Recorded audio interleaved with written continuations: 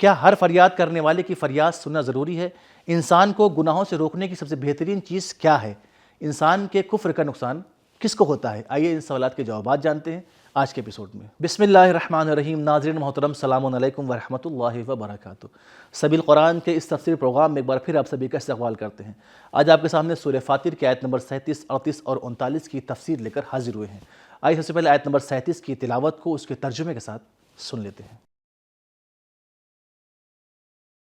كتاب أنزلناه إليك مبارك ليدبروا آياته وليتذكر أولو الألباب بسم الله الرحمن الرحيم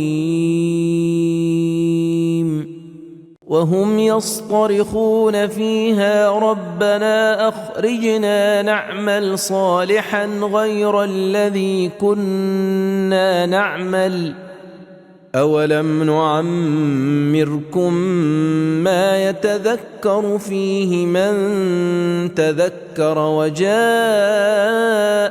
النذير فذوقوا فما للظالمين من نصير۔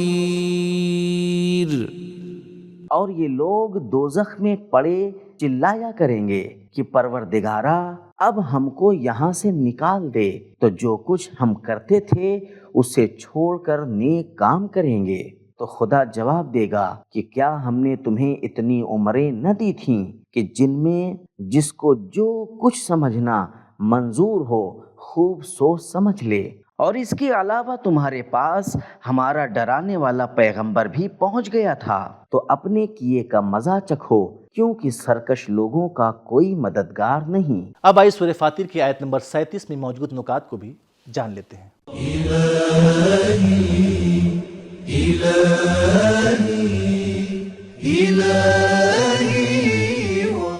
نکات۔ سوراخ کا معنی ہے مدد کے لیے فریاد کرنا اور چلانا۔ 2 آیت پہلے بتایا گیا کہ جنت والوں کو آرام اور سکون ہوگا، اور اب اس آیت میں ارشاد ہوتا ہے جہنم والے جلیں گے اور چلا چلا کر مدد مانگیں گے۔ سورہ فاطر کی آیت نمبر 37 کی تلاوت، ترجمہ اور اس کے نکات کو جان لینے کے بعد اب آئیے اس آیت کے پیغامات کو بھی جان لیتے ہیں۔ كتاب أنزلناه إليك مبارك ليدبروا۔ پیغام نمبر 1، ہر فریاد اور مدد کے تقاضے کی طرف توجہ نہیں دینا چاہیے۔ مجرموں کی درخواست قابل قبول نہیں ہے۔ ربنا اخرجنا نعمل صالحا، اللہ فرماتا ہے وَلَوْ رُدُّوا لَعَادُوا لِمَا نُهُوا عَنْهُ، اگر انہیں لوٹا دیا جائے تو پھر وہی برا کام کریں گے۔ نمبر 2، انسان کو جہنمی بنانے والی چیز اس کے برے اعمال ہیں۔ نمبر 3، تمام سرکش لوگ ایک دن اپنی عاجزی کا اظہار کریں گے۔ نمبر 4، آخرت گنوائی ہوئی چیزوں کی بھرپائی کی جگہ نہیں ہے۔ نمبر 5، بہت سے لوگ دنیا میں یہ سوچتے ہیں کہ ان کے اعمال نیک ہیں، لیکن قیامت کے دن انہیں سمجھ میں آئے گا کہ ان کے اعمال نیک نہیں تھے، لہٰذا کہیں گے اے پروردگار اگر جہنم سے نجات پا جائیں تو ہم نیک اعمال پچھلے نیک دکھنے والے اعمال کی طرح نہیں انجام دیں گے۔ نمبر 6، اللہ نے ہر انسان کو اتنی عمر دی ہے کہ اس پر حجت تمام ہو سکے۔ نمبر 7، موقعوں کو ہاتھ سے گنوانا اپنے آپ پر ظلم کرنے کا سبب ہے۔ نمبر 8، عمر اور زندگی کا مقصد ہوشیاری ہے، اور غافل انسان ایسا ہے گویا اس نے زندگی ہی نہیں گزاری۔ نمبر 9، لمحوں کی یاد دہانی اور تذکر کا کوئی فائدہ نہیں ہے، کیونکہ ہر مجرم ایک لمحے کے لیے متذکر ہوتا۔ تذکر میں استمرار اور تسلسل ہونا چاہیے۔ نمبر 10، جب تک ڈرانے والا نہ ہو اللہ کا عذاب نہیں ہوگا۔ نمبر 11، جو شخص انبیاء کی تنبیہوں پر توجہ نہیں کرتا وہ ظالم ہے۔ نمبر 12، کافروں کے لیے شفاعت، دعا اور فریاد کا کوئی فائدہ نہیں ہے۔ اب آئیے سورہ فاطر کی آیت نمبر 38 کی تلاوت کو اس کے ترجمے کے ساتھ سن لیتے ہیں۔ ان اللہ عالم غیب السماوات والارض انہ علیم بذات الصدور۔ بے شک خدا سارے آسمان و زمین کی پوشیدہ باتوں سے خوب واقف ہے، وہ یقینی دلوں کے پوشیدہ راز سے باخبر ہے۔ اب آئیے اس آیت میں موجود ایک نقطے کو بھی بغور سن لیتے ہیں۔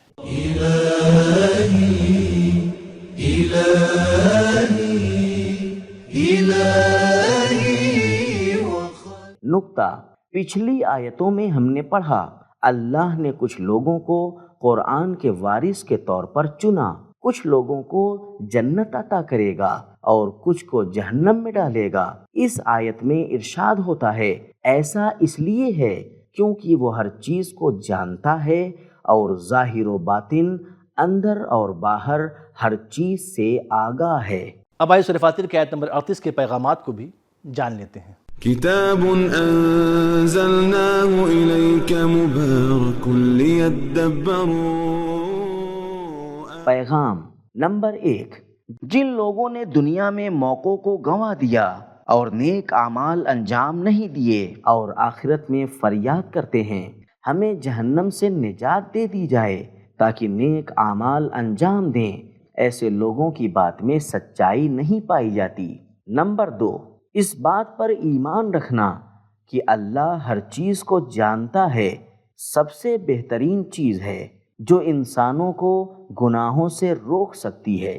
اب آئیے اس ایپیسوڈ کی آخری آیت یعنی سورہ فاطر کی آیت نمبر 39 کی تلاوت کو اس کے ترجمے کے ساتھ سن لیتے ہیں۔ هو الذي جعلكم خلائف في الأرض فمن كفر فعليه كفره ولا يزيد الكافرين كفرهم عند ربهم إلا مقتا ولا يزيد الكافرين كفرهم إلا خسارا۔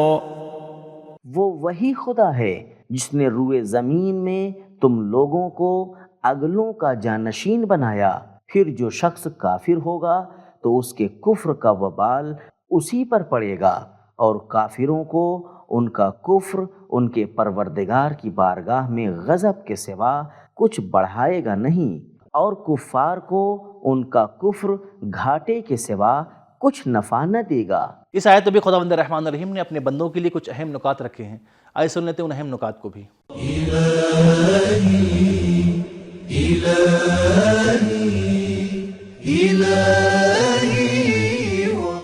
نکات، اس آیت میں انسان کے جانشین ہونے سے مراد ان 3 چیزوں میں سے کوئی ایک چیز ہے۔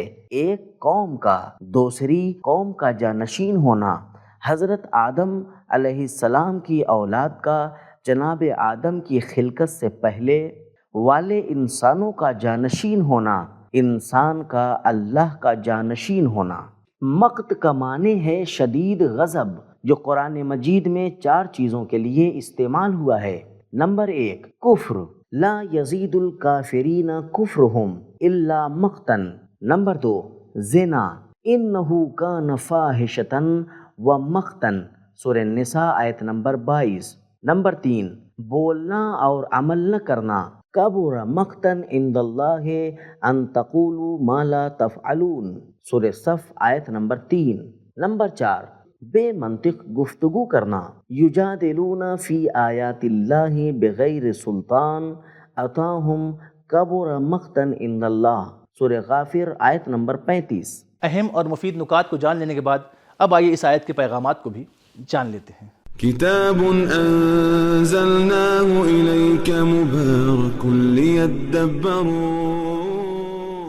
پیغام نمبر 1، روئے زمین میں انسان کا جانشین بننا شکر کا سبب ہونا چاہیے، کفر کا نہیں۔